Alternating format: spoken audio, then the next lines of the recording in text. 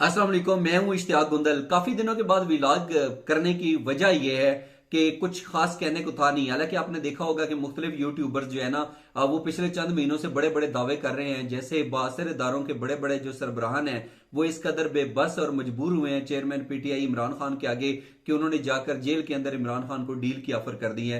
हालांकि मुझे पहले दिन से ये मालूम है और वक्तन फवक्तन इस बात का इजहार भी करता रहा हूं और कहता भी रहा हूं, बताता भी रहा हूं कि इस तरह की खबरों के अंदर ना कोई सच्चाई और कोई हकीकत नहीं है। ये सिर्फ और सिर्फ व्यूज का चक्कर है और ज्यादा से ज्यादा व्यूज लेने के लिए इस तरह की गुमराह कुन खबरें अगर फैलाई जाए तो कम से कम मैं उनका कायल नहीं हूं। लेकिन आज कुछ अहम डेवलपमेंट्स हैं जो आपके साथ शेयर करनी है। और बज़ाहिर ऐसा नजर आता है कि वो जो लोग कहते थे कि चेयरमैन पीटीआई और पीटीआई की मुश्किलात कम होने वाली हैं, तो एक दफा फिर आपको बता रहा हूं कि इस तरह की खबरों के अंदर कोई हकीकत नहीं है।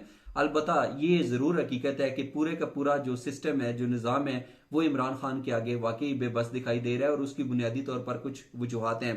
और यही वजह है कि चेयरमैन पीटीआई को कमजोर करने के हवाले से मुख्तलिफ इकदाम किए जा रहे हैं। और उस हवाले से हमने देखा कि शौकत तरीन साहब जो कि पाकिस्तान तहरीक इंसाफ की हुकूमत में पाकिस्तान के वजीर खजाना रहे, उन्होंने भी ना सिर्फ सियासत छोड़ने के ऐलान कर दिया बल्कि उन्होंने कहा है कि वाज़ेह तौर के ऊपर आज के बाद उनका पाकिस्तान तहरीक इंसाफ से कोई तल्लक नहीं है। अब आप खुद सोचिए कि अगर हवाओं का रुख तब्दील हो चुका होता और चीजें मुस्बत अंदाज से पाकिस्तान तहरीक इंसाफ के हक में होना शुरू हो चुकी होती तो फिर इस तरीके से मजीद जो लोग हैं वो धड़ाधड़ यूं जो है वो पाकिस्तान तहरीक इंसाफ को अल्लाह हाफिज ना कह रहे होते। एक तो ये बात है।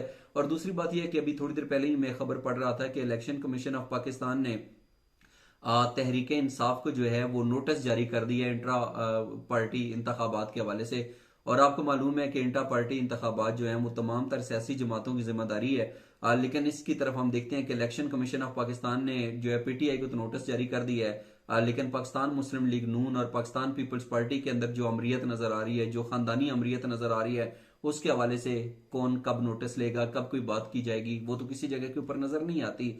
अलबत्ता जो है जमात इस्लामी को ये क्रेडिट जरूर जाता है कि वो मुसलसल जो है वो इंट्रा पार्टी इलेक्शन करवाते रहते हैं और यही सियासी जमातों का हुसन है। तो एक तरफ तो हम देखते हैं कि पाकिस्तान तहरीक इंसाफ से वाबस्ता बड़े बड़े लोग पाकिस्तान पार्टी पाकिस्तान तहरीक इंसाफ को छोड़कर जा रहे हैं। दूसरी तरफ अगर इंट्रा पार्टी इलेक्शंस की बात करें तो ऐसा लगता है कि इलेक्शन कमीशन ऑफ पाकिस्तान को तहरीक इंसाफ के अलावा कोई नजर नहीं आता और उन्होंने भी रगड़ा जो है वो सिर्फ तहरीक इंसाफ को लगाना है और जेर अताब सिर्फ पाकिस्तान तहरीक इंसाफ ही नजर आ रही है। और इसके साथ साथ जो है इमरान खान साहब जो हैं उनकी कुछ साफियों के साथ मुलाकात हुई और उनमें से कुछ साफियों ने बाहर निकलकर बड़ा वाज़ेह तौर के ऊपर बताया कि इमरान खान साहब जो है ना वो डट कर खड़े हुए हैं, वो बिल्कुल नहीं घबराए हुए और बड़ा वाज़ेह तौर के ऊपर जो है ना आप भी ये यकीन रखते हैं कि पाकिस्तान तहरीक इंसाफ ही इन इंतखाबात के अंदर जीतेगी।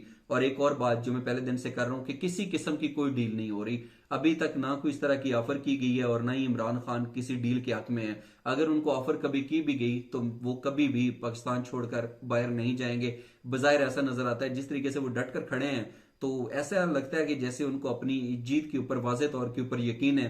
इस यकीन के पीछे कौन है, वो जहरी सी बात है। जब इंसान को पता होता है कि वो हक और सच पे है, तो फिर उसको पता होता है कि एक बड़ी अल्लाह रब्बुल इज्जत की जात भी है जो मुश्किल वक्त में उसका साथ देगी।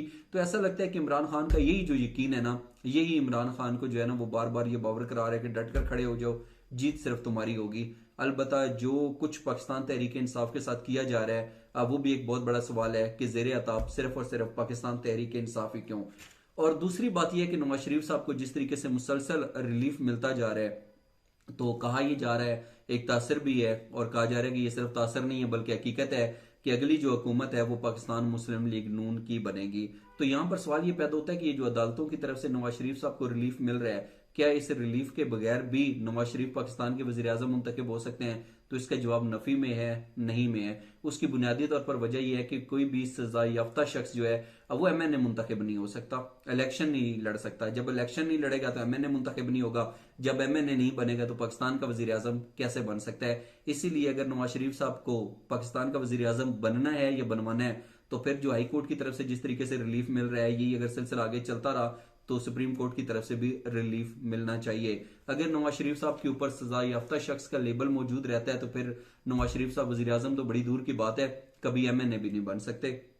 अब आ जाते हैं कि एक बड़ी इंपॉर्टेंट जो चीज है वो बजाहिर तो ऐसा नजर आता है कि अवाम का रुख जो है वो नवाज शरीफ साहब की तरफ है, पाकिस्तान मुस्लिम लीग नून की तरफ है और नवाज शरीफ साहब के ऊपर एस्टेब्लिशमेंट का नया लाडला का लेबल भी लग चुका है। लेकिन इसके बावजूद नवाज शरीफ साहब बुरे तरीके से डरे हुए हैं, सहमे हुए हैं, खौफ में मुब्तला हैं और वो खौफ में मुब्तला इसलिए हैं और इसलिए पता चला।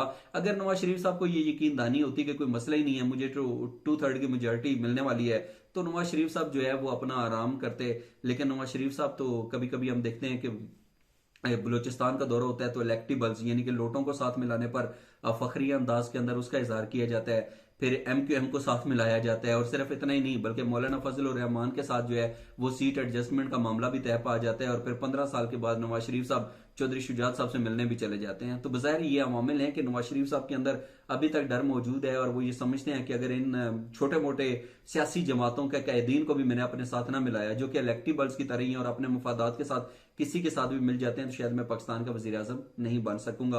और ये एक हकीकत है कि अगर नवाज शरीफ साहब पाकिस्तान के वजीर आजम बने भी तो पहले उनकी जो सोच है ना एंटी एस्टेब्लिशमेंट, उसके ऊपर ये क्रॉस लगाना पड़ेगा। जब ये यकीन दहानी करवा दी जाएगी उसके बाद नवाज शरीफ साहब पाकिस्तान के वजीर आजम बनेंगे और ये कोई मजबूत वजीर आजम नहीं होंगे बल्कि एक लड़खड़ाती हुई हुकूमत इनको मिलेगी। और जब उसकी डोरियां किसी और के हाथ में होंगी, जब किसी का दिल चाहेगा खींचेगा, और फिर नवाज शरीफ साहब के साथ वही होगा जो इससे पहले होता है। तो बज़ाहिर इस सारी सूरत हाल के अंदर पाकिस्तान तहरीक इंसाफ की हुकूमत अमली जो है वो बड़ी बामैनी है। और पाकिस्तान तहरीक इंसाफ की आला क़यादत ने फैसला किया है कि वो वकला को टिकट देंगे, और वकला को टिकट देंगे तो वो कानून से वाकिफ होते हैं, कोई भी शख्स या इदारा उनको बिलावजह तौर के ऊपर तंग नहीं कर सकता। क्या पाकिस्तान तहरीक इंसाफ की ये हिकमत अमली दुरुस्त है? और क्या आइंदा होने वाले इंतखाबात में आप जो वोट है वो इमरान खान को यानी पाकिस्तान तहरीक इंसाफ को देंगे या फिर किसी और सियासी जमात को भी? इस हवाले से आप क्या कहते हैं और आपकी नजर में पाकिस्तान तहरीक इंसाफ इन इलेक्शंस के अंदर किस हालत में मौजूद होगी और कितना वोट बैंक इकट्ठा कर सकेगी? इस हवाले से अपना कीमती फीडबैक जरूर दीजिएगा। आज का व्लॉग देखने का बहुत शुक्रिया और मैं कोशिश करूंगा कि अब मुसलसल व्लॉग्स आपकी खिदमत में पेश करता रहूं। अपना ख्याल रखिए। अल्लाह हाफिज।